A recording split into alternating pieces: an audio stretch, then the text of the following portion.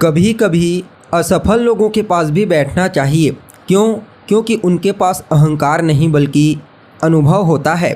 नमस्कार दोस्तों, मैं ज्योतिष आचार्य वासुदेव मिश्रा आपका अपने चैनल सत्य की खोज में हार्दिक अभिनंदन करता हूं। दोस्तों, आज का यह ज्योतिष का कार्यक्रम आप लोगों के लिए यानी कि कर्क राशि वालों के लिए बेहद ही ज़्यादा खास कार्यक्रम साबित होगा। जी हाँ, आज हम चर्चा करेंगे ग्रहों के सम्राट सूर्य के राशि परिवर्तन प्रभाव के बारे में। 14 मार्च 2024 की दोपहर 12:40 पर भुवन भास्कर सूर्य अपनी वर्तमान शत्रु राशि यानी कि शनिदेव की मूल त्रिकोण राशि कुंभ राशि को छोड़ अपने परम मित्र देवगुरु बृहस्पति की साधारण जलीय राशि मीन राशि में प्रवेश कर चुके हैं, जहां कि वे आने वाले 14 अप्रैल 2024 की शाम तक गोचर करेंगे। उसके पश्चात पुनः राशि परिवर्तन करके अपनी उच्च राशि यानी कि भूमिपुत्र मंगल की मूल त्रिकोण राशि मेष राशि में प्रवेश कर जाएंगे। तो ऐसे में बड़े विस्तार के साथ जानने का प्रयास करेंगे कि सम्राट सूर्य अपने परम मित्र देवगुरु बृहस्पति की साधारण जलीय राशि मीन राशि में गोचर करते हुए किस प्रकार से आपको परिणाम प्रदान करेंगे। जी हाँ, इस गोचर काल के दौरान आप सभी कर्क राशि वालों को किन किन क्षेत्रों में विशेष तौर पर सफलता की प्राप्ति होगी, किन किन बातों का आपको ध्यान रखना है। साथ ही साथ इस गोचर काल के दरमियान आपका स्वास्थ्य कैसा रहेगा, आपकी शिक्षा, आपकी लव लाइफ, आपकी मैरिड लाइफ, पारिवारिक जीवन कैसा रहेगा, भाग्य, करियर, बिजनेस, व्यापार और फाइनेंस के दृष्टिकोण से सम्राट सूर्य अपने परम मित्र के घर गोचर करते हुए कितना बेहतरीन परिणाम आपको प्रदान करेंगे। साथ ही साथ सम्राट सूर्य को उनके मित्र के घर में और ज़्यादा बलवान बनाने के लिए क्या उपाय आपको करना चाहिए, ये तमाम प्रकार की जानकारी आज के इस ज्योतिष के कार्यक्रम में आपको बताएंगे। इसलिए कार्यक्रम को बिना मिस किए अंत तक देखने का प्रयास कीजिए। और अगर आप अपनी जन्म कुंडली पर हमसे परामर्श लेना चाहते हैं तो डिस्क्रिप्शन बॉक्स में और वीडियो में आपको हमारा कॉन्टैक्ट नंबर मिल जाएगा, जहां से आप या तो व्हाट्सएप के माध्यम से या फिर डायरेक्ट फ़ोन कॉल के थ्रू अपॉइंटमेंट लेकर अपनी जन्म कुंडली का विस्तार पूर्वक अध्ययन करवा सकते हैं। जी हाँ, तो देखिए, कोई भी ग्रह जब अपनी उच्च राशि में गोचर करता है तो वह बेहद ही ज़्यादा शक्तिशाली और पावरफुल होकर अपना सर्वश्रेष्ठ परिणाम प्रदान करता है। ठीक इसी प्रकार जब भी कोई ग्रह उच्च अभिलाषी होकर गोचर करता है तो भी वह अपना संपूर्ण और श्रेष्ठ परिणाम प्रदान करने के लिए बाध्य होता है। उच्च अभिलाषी ग्रह किसे कहते हैं? तो देखिए, जब भी कोई ग्रह अपनी उच्च राशि से ठीक पहले की राशि में गोचर करता है तो उसे उच्च अभिलाषी ग्रह कहा जाता है। ऐसा क्यों कहा जाता है?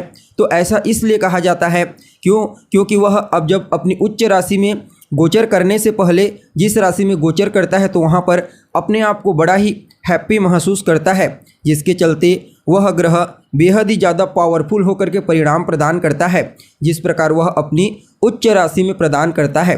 अब यहाँ पर देखिए, सूर्यदेव मीन राशि में उच्च अभिलाषी होकर गोचर करेंगे। क्यों? क्योंकि मेष राशि में सूर्य उच्च के होते हैं और मेष राशि से जस्ट पहले की राशि मीन राशि होती है, इसलिए मीन राशि में सूर्य को उच्च अभिलाषी माना जाता है। तो ऐसे में सूर्य यहाँ पर बिल्कुल ठीक उच्च राशि के समान परिणाम प्रदान करने के लिए बाध्य होंगे। लेकिन अगर आप गोचर कुंडली की स्थिति को समझने का प्रयास करेंगे तो आपको पता चलेगा कि पहले से ही मीन राशि में राहु गोचर कर रहे हैं।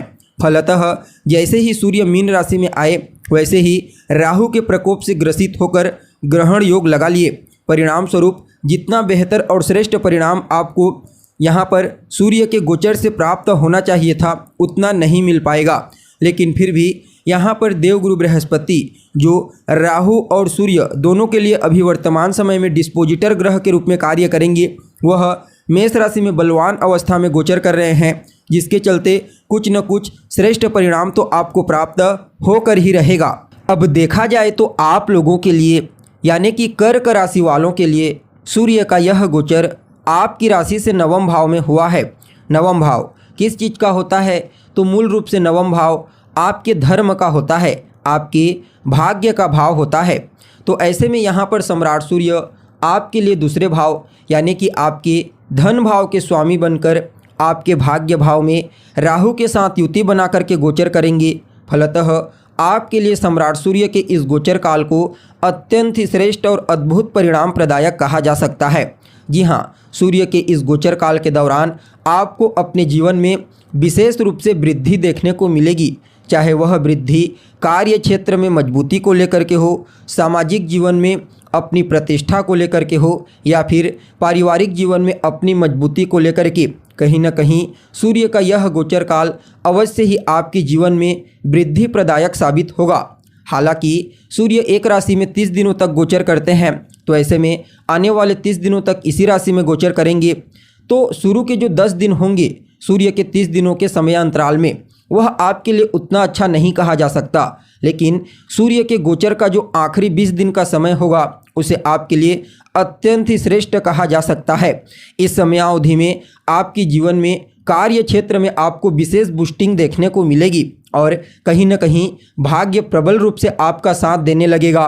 फलतः भाग्य के सहारे ही आपके कई प्रकार के पेंडिंग पड़े हुए कार्य सम्राट सूर्य के इस गोचर काल के दौरान पूरे होने वाले हैं। देखिए, जो नवम भाव होता है वह आपके पिता का भी स्थान होता है और राहु के साथ युति बना करके गोचर करेंगी, तो कहीं ना कहीं इस समयावधि में पिता के साथ किसी बात को लेकर के अनबन हो सकती है, पिता के साथ किसी बात को लेकर के टकराव उत्पन्न हो सकती है। इस बात का विशेष रूप से आपको ध्यान रखना है और शुरुआती जो 10 दिनों का समय होगा उसमें टकराव तो होगा ही, साथ ही साथ आपके पिता के कार्य क्षेत्र में भी कुछ न कुछ परेशानियां और चुनौतियां उन्हें अवश्य सामना करना पड़ेगा।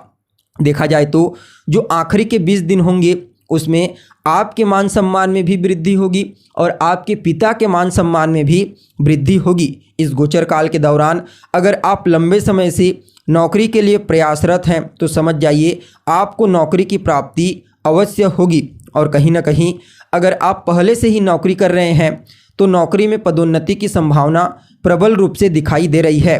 देखा जाए तो परिवार के मध्य कोई शुभ कार्य हो सकता है। अगर आप करना चाहते हैं कोई शुभ कार्य जैसे कि पूजा पाठ, धार्मिक अनुष्ठान, यज्ञ इत्यादि, तो आप निश्चिंत कर सकते हैं आपको अवश्य ही वहां से भी शुभ परिणाम की प्राप्ति होगी। देखा जाए तो आप अपने परिवार वालों के साथ यात्रा करने का प्लान बना सकते हैं और यह यात्रा भी आपके लिए बड़ा ही सुखदायक साबित होगी। कहीं न कहीं पैतृक संपत्ति को लेकर के जो समस्या अभी तक आपको फेस करनी पड़ रही थी उस समस्या से आपको मुक्ति मिलेगी, और वह विद्यार्थी जो उच्च शिक्षा ग्रहण करना चाहते हैं या फिर उच्च शिक्षा ग्रहण कर रहे हैं, दोनों के लिए ही सम्राट सूर्य की इस गोचर को अत्यंत ही श्रेष्ठ कहा जा सकता है। जी हाँ, इस समय आपका कद और पद दोनों ही बढ़ने वाला है। आपकी प्रतिभा, आपका व्यक्तित्व और कहीं ना कहीं आपकी वाणी इस गोचर काल के दौरान बेहद ही ज़्यादा प्रभावशाली रहेगी। फलतः कुछ नए लोगों के साथ जुड़ने का मौका आपको मिलेगा। और देखा जाए तो सूर्य का यह गोचर आपके छोटे भाई बहनों को भी उनके कार्य क्षेत्र में विशेष सफलता प्रदायक साबित होगा, और कहीं ना कहीं आपको कम्युनिकेशन स्किल्स भी विशेष रूप से मजबूती के साथ बूस्टिंग होता हुआ दिखाई देगा।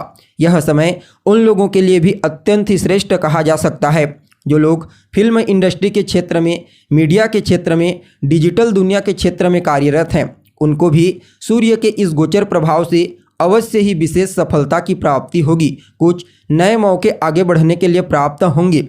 कुल मिलाकर के देखा जाए तो आप सभी कर्क राशि वालों के लिए सम्राट सूर्य के इस गोचर काल को अत्यंत ही श्रेष्ठ और बेहतरीन परिणाम प्रदायक कहा जा सकता है। इस समय को और ज़्यादा बेहतर और सकारात्मक परिणाम प्रदायक बनाने के लिए भुवन भास्कर को अर्घ्य प्रदान कीजिए। जी हाँ, रोजाना सुबह के समय अर्घ्य प्रदान करें और अर्घ्य प्रदान करने वाले जल में एक लाल रंग का पुष्प डाल करके उन्हें अर्घ्य प्रदान कीजिए। और कहीं ना कहीं इस समय आप यानी कि रोजाना जब तक सूर्य मीन राशि में गोचर करेंगे तब तक आदित्य हृदय स्तोत्र का पाठ कीजिए और सूर्योदय के बाद तक सोने से बचिए और अपने पिता की सेहत का ख्याल रखें, अपने पिता के स्वास्थ्य का, और अपने पिता का सम्मान कीजिए। बाकी आपके लिए सम्राट सूर्य का यह गोचर अवश्य ही अद्भुत और श्रेष्ठ परिणाम प्रदायक साबित होगा। तो दोस्तों, कैसी लगी आपको जानकारी? उम्मीद करते हैं जानकारी आपको पसंद आई होगी। अगर जानकारी अच्छी लगे तो लाइक करें, शेयर करें और हमारे चैनल को सब्सक्राइब करें। आज के लिए बस इतना ही। फिर मुलाकात होगी एक नए और ताज़ा एपिसोड में। तब तक के लिए नमस्कार।